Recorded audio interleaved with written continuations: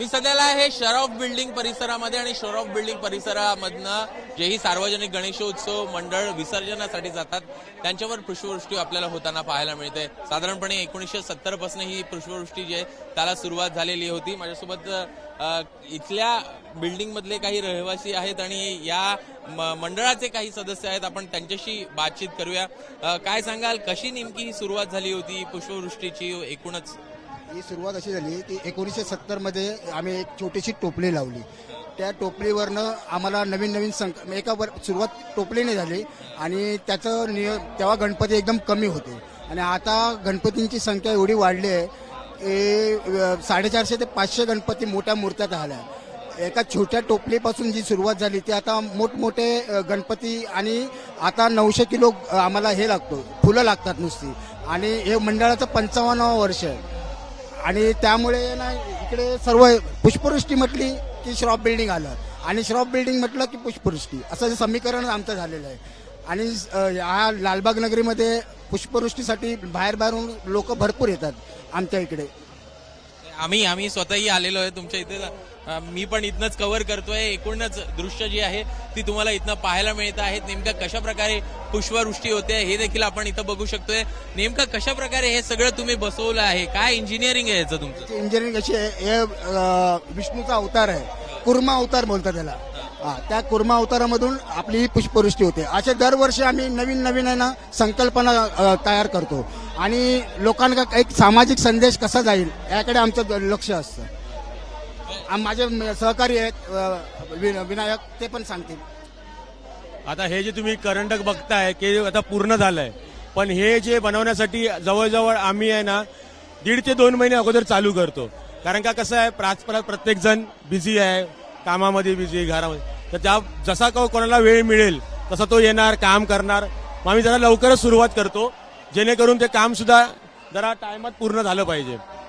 आता यावर्षी कुर्मा अवतार आहे, विष्णूचा अवतार, आणि दरवर्षी आम्ही वेगवेगळी संकल्पना सादर करत असतो।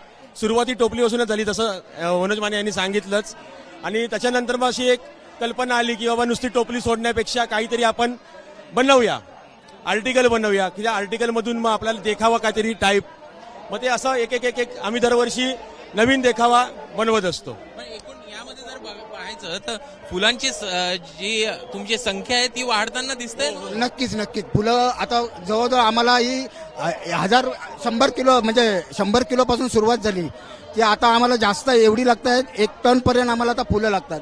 जवळजवळ 500-600 किलो गुलाल लागतो। त्याचं कारण असं आहे की पहिल्यांदा 5 फुटाच्या वरती गणपती दादरला जात होते, पण आता नवीन रूल प्रमाणे दादर चौपाटीला ते गणपती जात नाहीत, सगळे गिरगाव चौपाटीला ते गणपती जातात। त्याच्यामुळे 5 फुटाच्या वरती जेवढे गणपती आहेत, आता परेलचे जवळजवळ भरपूर गणपती वाढले आहेत की जे इकडनं जातात। आता पहिल्यांदा ते दादरला जायचे, पण आता इकडे जात असल्यामुळे ते एवढी म्हणजे मूर्त्या सुद्धा वाढल्या गणपतीच्या, आणि त्याच्याबरोबर आमचं सगळंच म्हणजे काम असं बोलू शकत नाही, ती सेवा आहे आमची। पण फुलं बोला, म्हणजे गुलाल बोला, याच्यामध्ये थोडीफार तरी म्हणजे वाढ झाली आहे, वाढ होत चालली आहे। नक्कीच तर पाहायचं तर मोठ्या प्रमाणात जे गणपती आहेत, सार्वजनिक गणेशोत्सव मंडळ आहे ते देखील आपल्याला वाढताना दिसतात। आपण समोर बघू शकतो आहे रंगारी बदक चाळीचा हा गणपती आहे ज्याच्यावर आता आपल्याला पुष्पवृष्टी होताना पाहायला मिळणार आहे।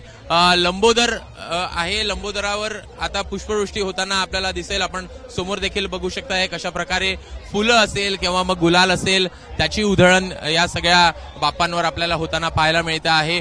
एकूणच मोठ्या प्रमाणात गणपती सोबतच इथले गणेश भक्त देखील आपल्याला पाहायला मिळतात, ते देखील वरनं या सगळ्या पुष्पवृष्टीचा आस्वाद जो आहे तो घेताना आपल्याला पाहायला मिळत आहेत। प्रामुख्यानं पाहायचं तर मागच्या 55 वर्षापासून या शरॉफ बिल्डिंग परिसरातनं पुष्पवृष्टी आपल्याला होताना पाहायला मिळते आणि ती दीर्घकाळ जी आहे ती सुरू असल्याचं दिसतं आणि मोठ्या प्रमाणात फुलांची उधळण असेल, नैसर्गिक पद्धतीनं ह्या सगळ्या गणेशोत्सवाला एकूण आकार देण्याचा प्रयत्न जो आहे तो शरॉफ बिल्डिंग पुष्पवृष्टी उत्सव मंडळाकडनं करण्यात येत असल्याचं दिसतंय। कॅमेरामॅन मनोज जयस्वालसह अभिषेक मुराड, एबीपी माझा, मुंबई। एबीपी माझा, उघडा डोळे बघा नीट।